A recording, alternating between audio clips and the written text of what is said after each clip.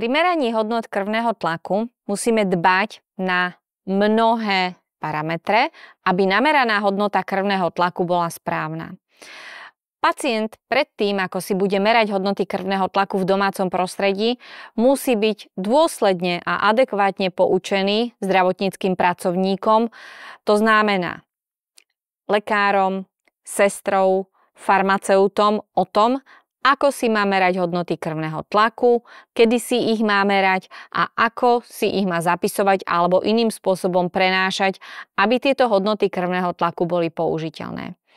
Na meranie hodnot krvného tlaku v súčasnosti európske odporúčania pre manažment arteriovej hypertenzie odporúčajú používať tlakomery s manžetou, s nafúkovacou manžetou. Toto je jeden z takých ukážok a sú tlakomery, ktoré sú odporúčané pre domáce meranie hodnot krvného tlaku.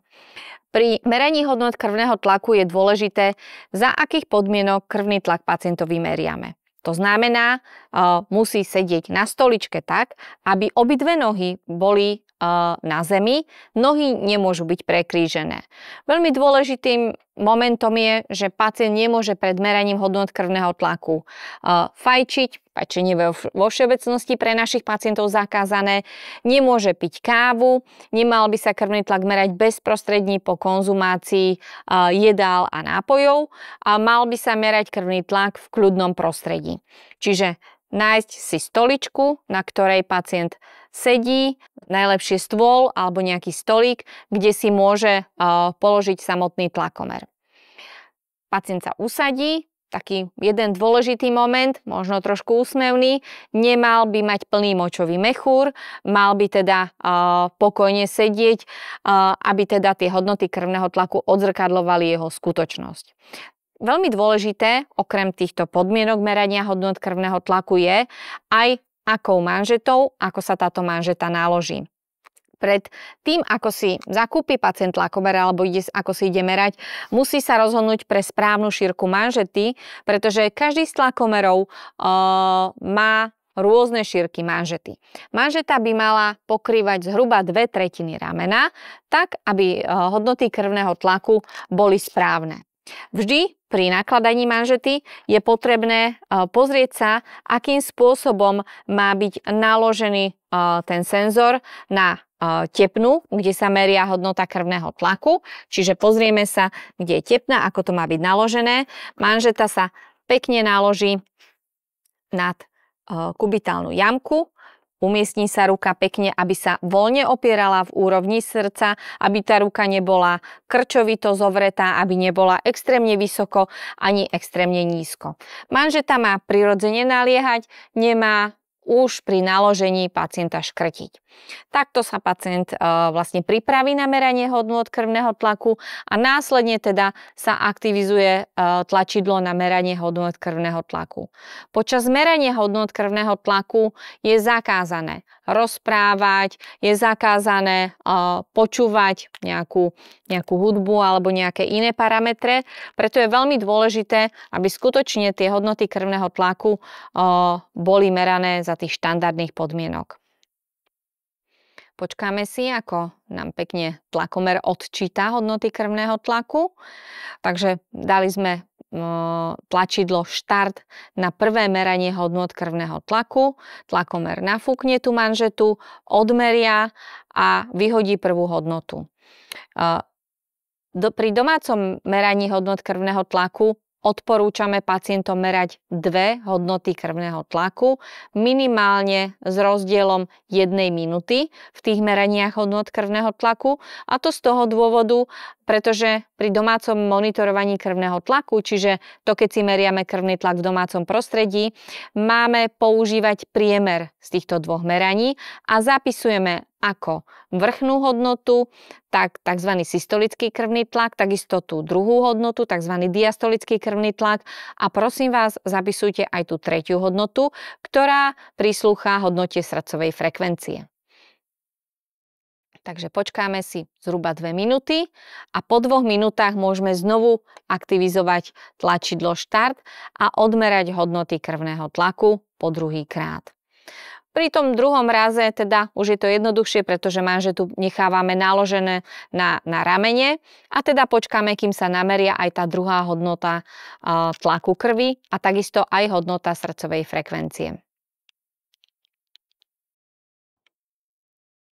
Vynikajúco. Čiže môžeme povedať, že dnešné meranie nám dopadlo vynikajúce. Hodnoty krvného tlaku sú v norme. Veľakrát sa pýtajú pacienti, a na ktorom ramene si má merať hodnotu krvného tlaku. Ak je pacient novodiagnostikovaný hypertonik a začína si merať krvný tlak v domácom prostredí, odporúčame odmerať krvný tlak postupne na oboch horných končatinách, čiže aj na pravej, aj na ľavej hornej končatine a následne merať hodnoty krvného tlaku tam, kde sú namerané vyššie hodnoty tlaku krvi. Sú pacienti, u ktorých sa ťažšie merajú hodnoty krvného tlaku. To sú napríklad pacienti s poškodením obličiek, pacienti, ktorí majú závažné sklerotické postihnutie tepien. U týchto pacientov je potrebné merať hodnoty krvného tlaku opakovane. Špeciálnu kapitolu tvoria pacienti s fibriláciou predsiení, pretože pri fibrilácii predsiení dochádza k nepravidelnej činnosti srdca a v dôsledku toho pri fibrilácii predsiení musíme používať špecifické tlakomery, ktoré sú na toto meranie hodnot krvného tlaku určené. Čo je takisto veľmi dôležité vedieť, akým spôsobom máme merať hodnoty krvného tlaku napríklad u tehotných žien, pretože tam máme znovu špeciálne odporúčania a práve vysoký krvný tlak v gravidite je veľmi dôležité, aby bol včasne zdiagnostikovaný a následne bol včasne liečený. Z takých rizikových skupín pacientov je veľmi dôležité merať krvný tlak aj u mladších, aj u starších ľudí včasne. A v prípade, že sa zmení liečba a tak ďalej, tak napríklad v ambulanciách lekárov často meriame krvný tlak ako v leže, tak aj v sede, tak aj po postavení. A niekedy, najmä keď sú starší pacienti, ktorí majú vyššie riziko pádov, odporúčame aj ich príbuzným to, aby odmerali krvný tlak svojim starším príbuzným, najmä vo veku nad 80 rokov, odmerať aj v domácom prostredí po postavení, aby sme vedeli, či nedochádza k nadmernému poklesu hodnot krvného tlaku.